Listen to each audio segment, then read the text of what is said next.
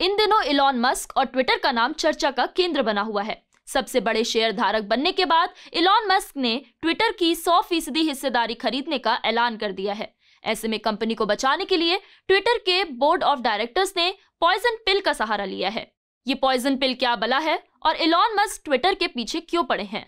सारांश के आज के इस एपिसोड में हम इन सवालों के जवाब को ढूंढने की कोशिश करेंगे। पिछले कुछ समय से टेस्ला के मालिक Elon Musk micro blogging site Twitter को खरीदने की जी तोड़ कोशिश कर रहे हैं। आज के समय में बतौर शेयर धारक इलॉन मस्क ट्विटर के 9.2% हिस्से के मालिक हैं, जो ट्विटर की सबसे बड़ी इंडिविजुअल होल्डिंग है। ट्विटर नवंबर 2013 से ही एक पब्लिकली ट्रेडेड कंपनी है, लेकिन इलॉन मस्क इसे प्राइवेट करना चाहते हैं। टेस्ला के सीईओ इलॉन मस्क इस साल जनवरी के अंत से लगभग रोज ट्विटर के शेयर खरीद रहे हैं। वो अब तक $2.64 बिलियन खर्च कर चुके हैं। ये जानकारी SEC यानी US securities and exchange commission ने अप्रैल में दी थी। आपकी जानकारी के लिए बता दें, जैसे भारत में सेबी होता है, वैसे ही अमेरिका में SEC काम करता है। इलॉन के अति महत्वाकांक्षी इरादों को काबू में करने के लिए ट्विटर ने इलॉन मस्क को कंपनी के बोर्ड ऑफ डायरेक्टर्स में शामिल होने का न्योता दिया था। वजह ये थी कि अगर इलॉन ट्विटर के बोर्ड ऑफ डायरेक्टर्स में शामिल हो जाते हैं तो नियमों के अनुसार वो ट्विटर कंपनी के 14.9% से अधिक शेयर के हिस्सेदार नहीं बन पाएंगे।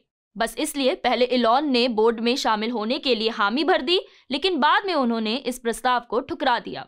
इलॉन मस्क अब ट्विटर के बाकी शेयर्स खरीदकर उसे प्राइवेट कंपनी बना देना चाहते हैं। यहाँ प्राइवेट का मतलब है कि आप उसे शेयर मार्केट से डीलिस्ट कर देंगे, फिर उसकी खरीद फरोख्त पब्लिकली नहीं हो सकेगी, यानी हम और आप इसके शेयर्स नहीं खरीद पाएंगे। कंपनी के केवल एक मालिक होंगे, वो होंगे इलॉन मस्क। मस्क $54.20 प्रति शेयर कैश में भुगतान करके ट्विटर को खरीदना चाहते हैं। यानी कुल मिलाकर इलॉन ने ट्विटर की कीमत $43 बिलियन लगाई है। ट्विटर को क्यों खरीदना चाहते हैं इलॉन? वजह फ्री स्पीच। मस्क ने टेड टॉक में ट्विटर को लेकर अपने इरादे जाहिर किए हैं।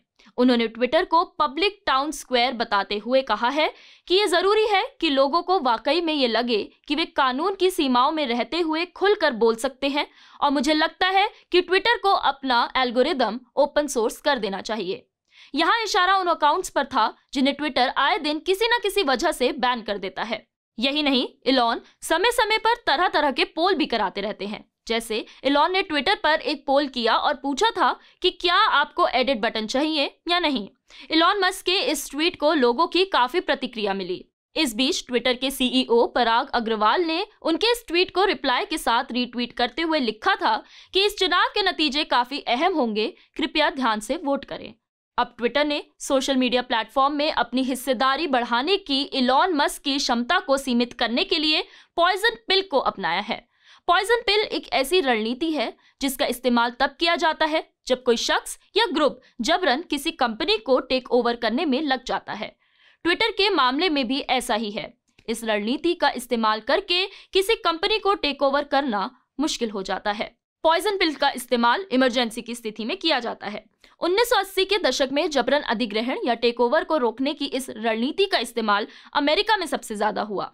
उस दौर में बिजनेसमैन कंपनियों के शेयर बाजार से खरीदकर जबरन टेक ओवर करने की कोशिश में जुटे हुए थे। ऐसे में पॉइजन पिल की रणनीति से कंपनियों ने उनकी योजना पर पानी फेर दिया था। क्या है पॉइजन पिल? पॉइजन पिल रणनीति के तहत कंपनी कुछ छूट के साथ दूसरों को कंपनी के अतिरिक्त शेयर खरीदने की अनुमति दे देती है। इस तरह टेक ओवर करने की कीमत में इजाफा हो जाता है, यानी टेक ओवर करना महंगा हो जाता है।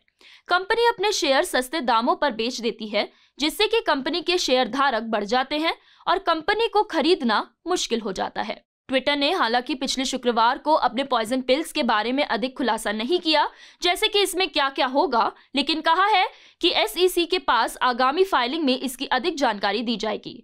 ट्विटर की पॉइजन पिल्स वाली योजना उस समय लागू हो जाएगी जब किसी शेयर धारक की होल्डिंग 15% हो जाएगी। अभी मस्क की हिस्सेदारी 9.2% ही है। इसे एक उदाहरण के साथ समझने का प्रयास करते हैं। पॉइजन पिल के इस्तेमाल के बेहतर उदाहरण की बात करें तो दिग्गज सॉफ्टवेयर कंपनी ओरेकल और पीपलसॉफ्ट के बीच की लड़ाई का जिक्र किया जा सकता है। बिजनेस सॉफ्टवेयर बनाने वाली कंपनी ओरेकल ने अपने प्रतिद्वंदी पीपलसॉफ्ट को टेक ओवर करने के लिए $510 करोड़ का ऑफर दिया था। इसके बाद दोनों ही कंपनियों के बीच करीब 18 महीने तक लड़ाई चली। पीपलसॉफ्ट ने खुद को बचाने के लिए न केवल पॉइजन पिल का इस्तेमाल किया, बल्कि एक कस्टमर इंश्योरेंस प्रोग्राम भी तैयार किया। पॉइजन पिल के जरिए बोर्ड को ढेर सारे नए शेयर जारी करने का अधिकार मिला, तो कस्टमर इंश्योरेंस प्रोग्राम के जरिए ग्राहकों से वादा किया गया कि अगर 2 साल के भीतर उनकी कंपनी बिकती है तो उनके सॉफ्टवेयर लाइसेंस की कीमत का 5 गुना भुगतान किया जाएगा। इससे पीपलसॉफ्ट को खरीदने के लिए $80 करोड़ की देनदारी भी मिलती। पीपलसॉफ्ट को एक और मदद अमेरिकी न्याय विभाग से मिली, जिसने इस टेकओवर को ब्लॉक करने के लिए एंटी ट्रस्ट मुकदमा फाइल किया, लेकिन जज ने ओरेकल के पक्ष में फैसला सुनाया।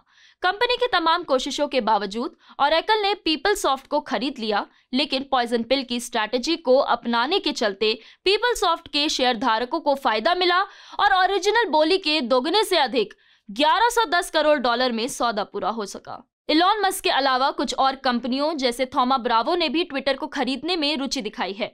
देखना दिलचस्प होगा कि ट्विटर किसी के हाथ लगता है या वो इन प्राइवेट कंपनियों से खुद को बचाने में कामयाब हो जाएगा।